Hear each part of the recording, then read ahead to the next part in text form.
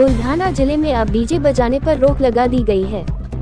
22 DJ के खिलाफ कार्रवाई, 6,32,000 का जुर्माना, इसके अलावा अपराध भी दर्ज। पुलिस और आरटीओ भी आए एक्शन मोड पर।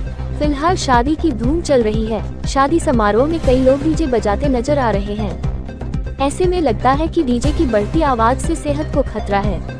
कुछ जगहों पर आपत्तिजनक गाने बजाने से दंगे जैसे हालात होने के मामले भी सामने आए हैं। इसलिए पुलिस विभाग ने ऐसी घटनाओं को रोकने के लिए अहम कदम उठाया है।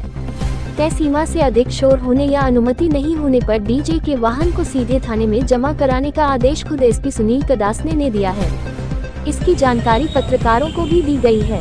जनोपचार न्यूज नेटवर्क बुलढाणा मध्ये गेल्या महिन्याभरापासून वेगवेगळे सण समाजात धर्मात साजरे केले गेले।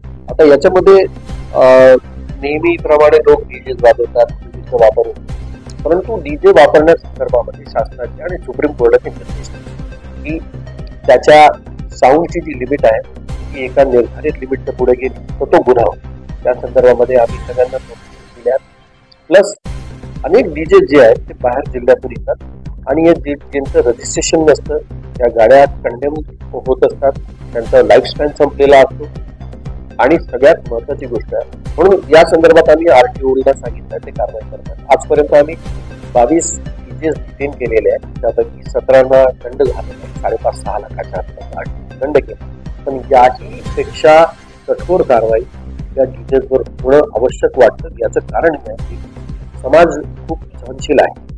हे वयोवृद्ध नागरिक, लहान नवजात बालक, आमच्या गरोदर आया बहिणी, स्त्रिया, आमच्या मुली आणि अभ्यास करणाऱ्या, स्पर्धा परीक्षेचा अभ्यास करणारी मुलं आणि समाजामध्ये शांततेने राहणारे जे लोक आहेत ते खूप सहनशील आहेत। म्हणून जनरली तक्रार कोणी करत नाही, परंतु हे सगळं सहन करावं लागतं।